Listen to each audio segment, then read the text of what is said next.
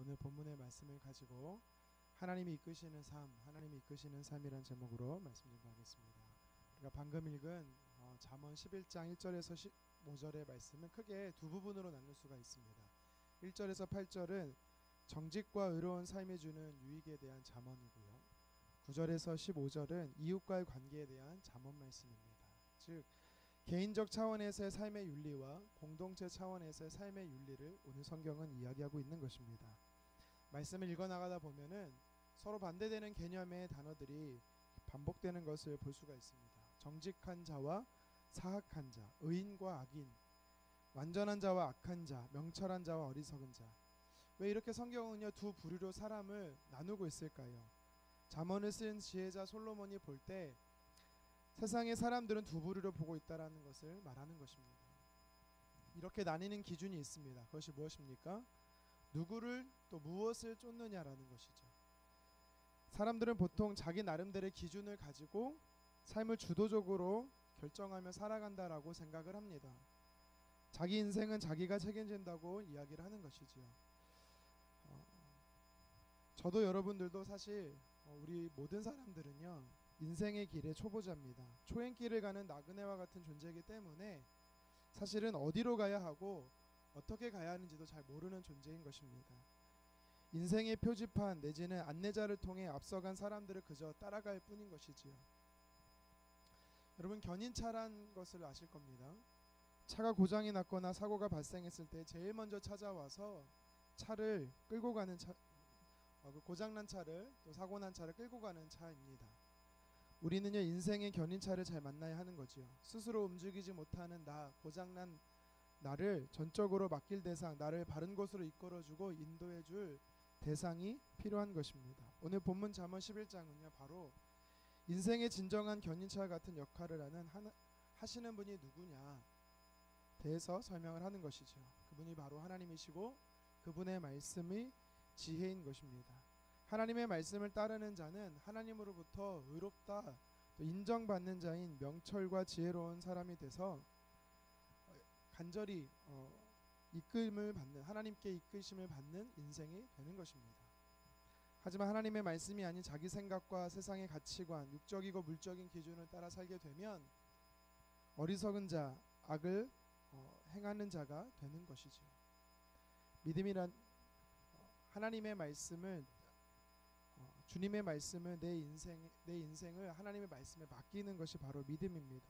믿음은 주님을 가르침에 내 인생을 거는 것이고 또 그 가르침을 내 인생의 지도와 표지판으로 삼는 것입니다.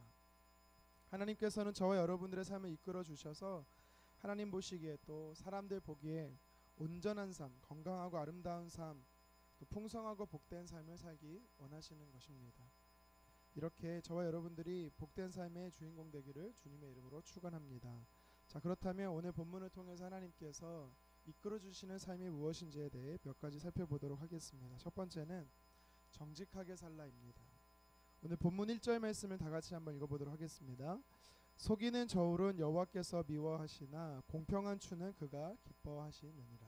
아멘. 하나님은 저와 여러분들이 정직한 삶이 되기를 원하시고 그렇게 이끄신다라는 것입니다. 우리가 장사를 하든지 아니면 다른 사람과의 그런 재정적인 관계함에 있어서 중요한 것은 정확한 저울추와 같이 정직함을 행하는 것입니다. 정직함은 다른 사람이 세워주는 기준이 아니라 하나님 앞에서 우리가 세워가야 되는 기준인 것입니다. 3절 하반절의 말씀처럼 우리가 만약 정직하지 못하면 스스로 망하게 되는 것입니다. 정직을 잃어버리는 자는 스스로 망하게 되는 것이죠. 4절 상반절에도 보면 정직하지 못한 방법으로 재물을 얻는 것을 하나님께서는 진노하신다라고 말합니다. 그래서 하나님께서 기뻐하지 않으시는 물질은 결코 유익하지 못한 것이죠. 우리 인생에 도움이 되지 못한다라는 것입니다. 그리스도인들은 어떠한 관계 속에서도 항상 정직함을 잃어버리지 않도록 성령의 도우심이 필요한 것이지요. 백악관을 기도로 실로 만든 대통령, 미국의 16대 아브라함 링컨이죠. 근데 그에게는 또 다른 별명이 있습니다. 어떤 별명이냐면 정직한 사람이라는 별명입니다. 그가 10대 때 어느 가게의 점원으로 일하고 있을 때 한 손님이 와서 물건을 사고 값을 지불했는데 10센트를 거슬러 주지 않은 것을 링컨은 알게 됐습니다. 하루 종일 밤새 이 10센트를 돌려주지 못한 것 때문에 마음이 괴로웠습니다. 그 다음 날은 휴일임에도 불구하고 그는 약 5km가 떨어진 곳까지 찾아가서 그 손님을 찾아 10센트를 돌려주었습니다. 사람들은 그에게 말합니다. 정직한 것에 참으로 칭찬을 합니다. 하지만 그는 오히려 왜 칭찬을 받아야 되는지 이해할 수 없다라고 이야기를 합니다. 그러면서 그는 이렇게 말합니다. 당연히 해야 할 것으로 칭찬받는 사람이 아니라 그 이상의 것을 해서 칭찬받는 사람이 되어야 한다. 링컨은 그리스도인으로서 정직한 삶은 지극히 당연한 것이다 라고 이야기하는 것이지요. 유대 탈무드에서도 보면 상거래를 하는 사람에게 있어서 상인에게 있어서 해서는 안 되는 세 가지가 있다라고 말합니다. 그것이 뭐냐면 과대선전이고 매점매석이고 그리고 계량을 속이는 일이라고 합니다. 한결같이 다 정직에 대한 이야기인 것이지요. 6절에 보면 정직한 자의 공의는 자기를 건지려니와 사악한 자는 자기의 악에 잡히리라 라고 성경은 말합니다. 정직하지 못한 자는 결국 그들을 스스로 망하게 한다라는 것이죠. 우리가 물건을 판매하는 사람은 아니라 할지라도 오늘 성경이 우리에게 무엇을 얘기하냐면 정직한 것을 하나님께서 기뻐하신다라는 것입니다. 이렇게 말할 수 있습니다. 현실은 그런데 부정부패가 만연한 악이 다스리는 사회 아닌가, 정직하게만 살면 손해보는 사회 아닌가.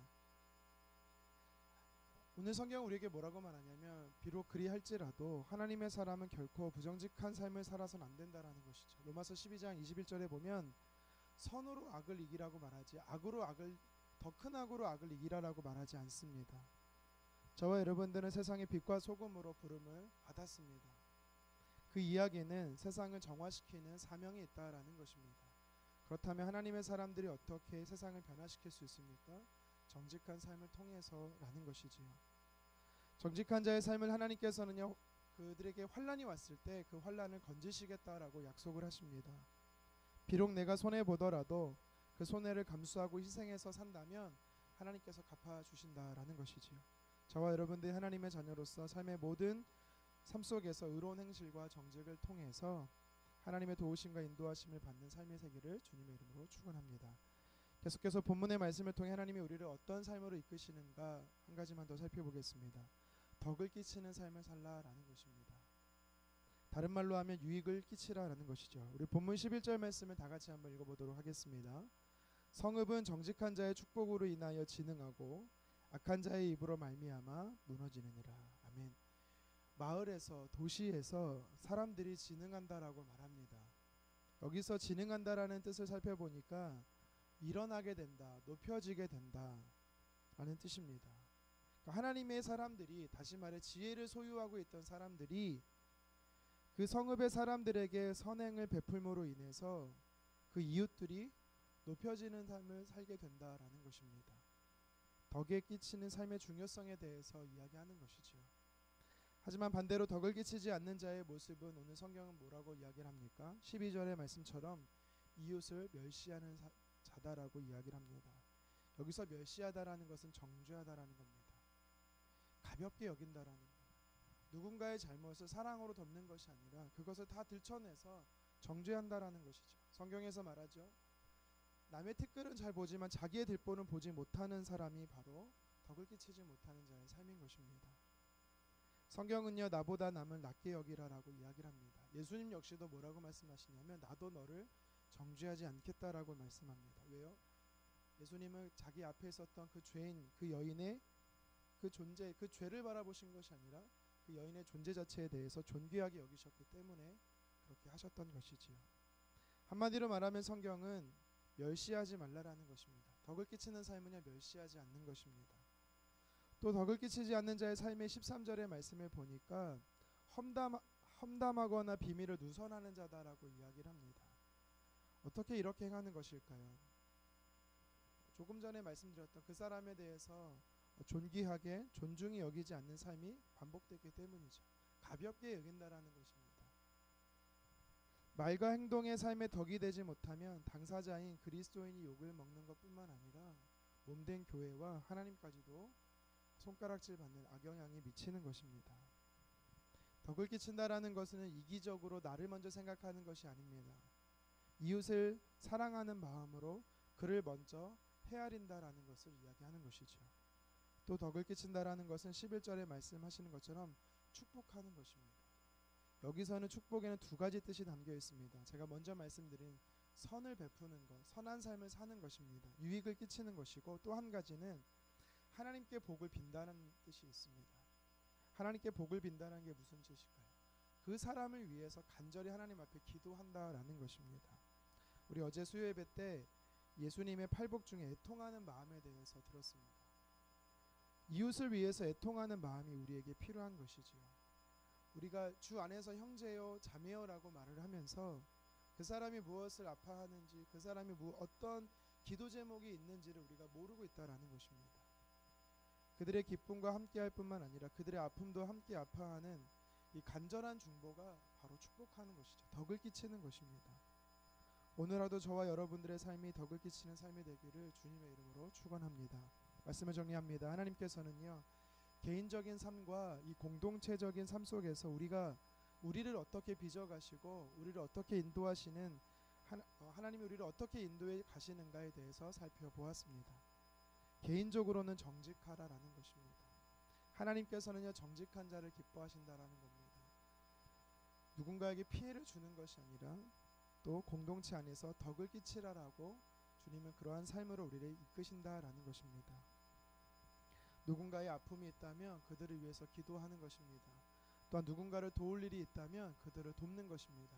나보다 남을 낮게 여기고 그 상대방을 존귀하게 여기는 것이죠. 하나님을 사랑한다라고 말하면서 그 이웃을 사랑하지 않는다면 보이는 사람을 사랑하지도 못하면서 보이지 않는 하나님을 사랑한다라고 말하는 것이 거짓말이다라고 이야기하시는 것처럼 우리가 누군가에게 덕을 끼치지 않는다면 하나님을 경외하지 않는 것과 똑같은 것입니다.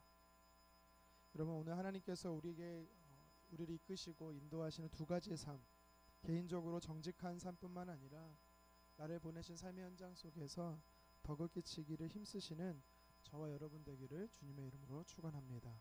기도하겠습니다.